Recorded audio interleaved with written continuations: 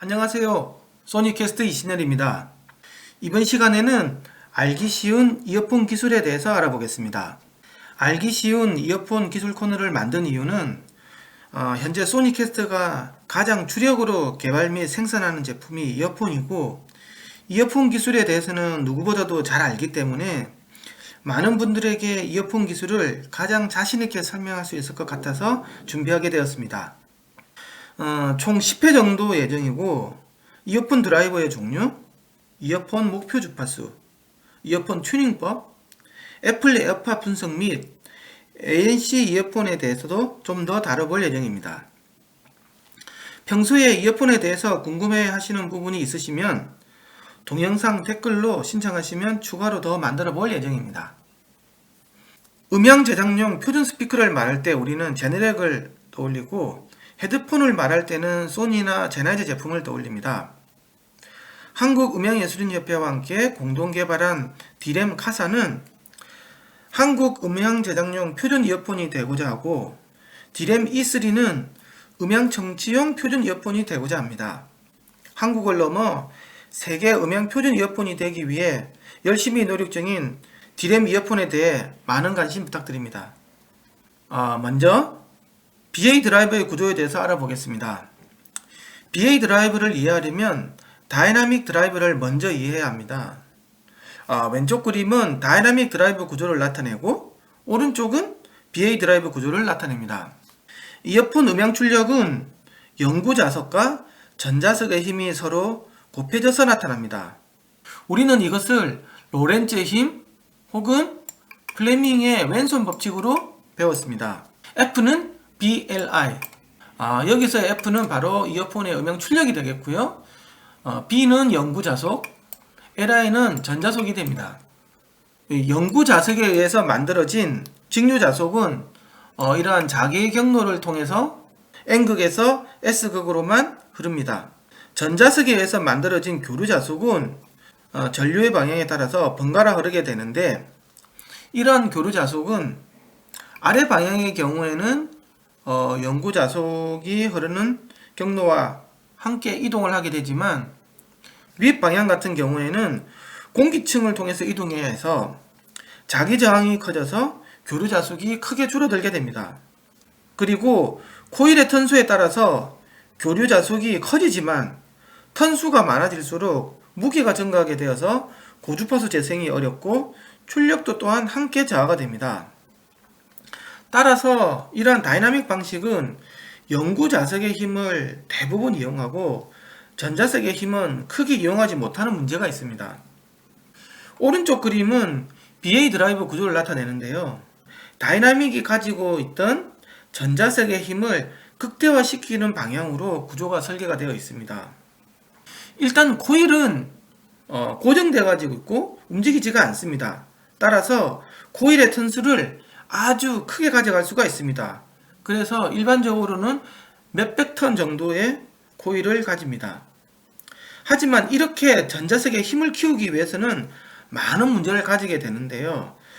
이런 아마추어가 N극과 S극 어떤 영구 자석 사이에 정중앙에 배치되어서 서로 당기는 힘이 균형을 이루어야 하는데요. 이러한 뜻에서 힘이 균형이 이루어졌다고 해서 밸런스드 아마추어 드라이브라고 부르게 된 것입니다. 그런데 이런 아마추어와 영구 자석 사이의 간격이 일반적으로 1mm 이하인데, 과연 이 아마추어가 정중앙에서 힘의 균형을 이루고 있는 게 과연 쉬운 일일까요? 외부 충격이 가해지면 아마추어가 한쪽 자석으로 달라붙게 되고 더 이상 떨어지지가 않아서 영구적으로 이어폰 사용이 불가능하게 됩니다. 하지만 다이나믹 방식은 코일이 구리 재질의 비자성체이기 때문에 아무렇게나 사용을 해도 문제가 없이 동작을 하게 됩니다.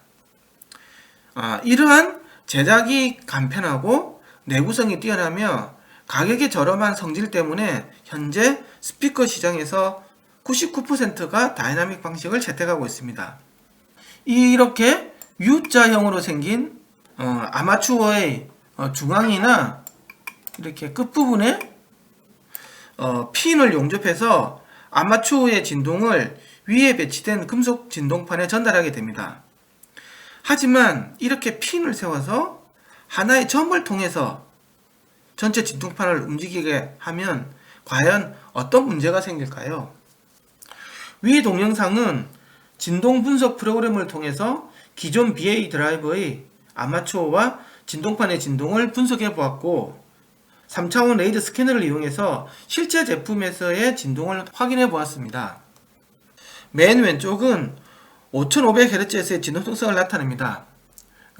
아마추어의 진동이 핀을 통해서 전달되게 되고 핀의 진동에 따라서 진동판이 정상적으로 잘 작동되는 것을 볼 수가 있습니다.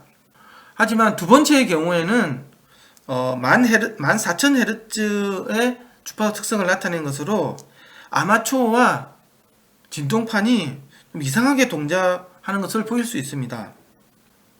맨 오른쪽에 있는 동영상은 20,000Hz에서의 동작 특성입니다.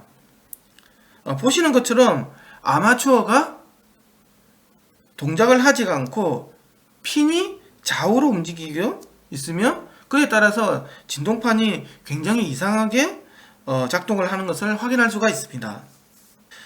금속 막대인 이런 아마추어를 통해서 진동을 만드는 경우 특정 주파수에서만 큰 변이가 발생되어 재생할 수 있는 주파수 대역이 줄어드는 문제를 확인할 수 있었습니다.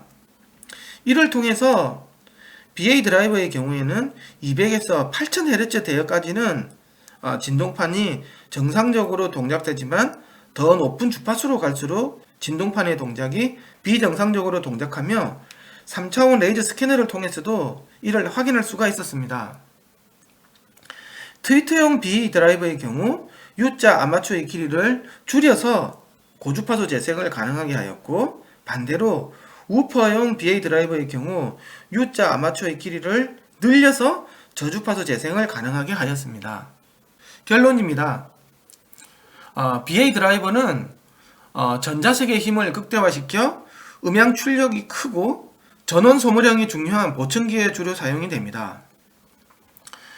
BA 드라이버는 막대형 아마추어가 진동을 하여 주파수 대역이 좁아 음성 대역인 200Hz에서 8000Hz 대역 재생에 적합합니다.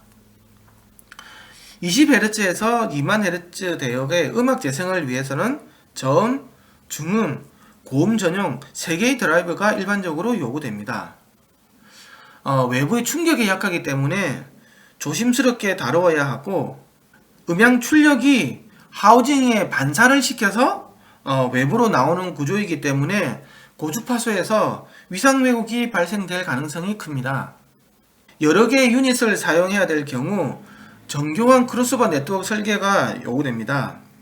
일반적으로는 각 유닛당 2차 이상의 필터가 요구되어 3중 유닛의 경우에는 8개 이상, 5중 유닛의 경우에는 15개 이상의 저항, 커패시터, 인덕터가 필요하게 됩니다. 하지만 공간상의 제약으로 인해서 이렇게 많은 필터를 사용하는 경우가 드물고 대부분의 경우에는 크로스오버 네트워크를 생략하는 경우가 많아 위상 왜곡이 크게 발생되는 제품들을 많이 볼 수가 있습니다. 오늘은 대략적인 BA 드라이버의 특징에 대해서 알아보았습니다. 다음 시간에는 좀 더 자세한 BA 드라이버의 구조 및 이러한 BA 드라이버의 문제점을 개선시킨 소니캐스트의 독자적인 BA 드라이버 방식인 DBA 드라이버에 대해서 좀 더 알아보도록 하겠습니다. 감사합니다.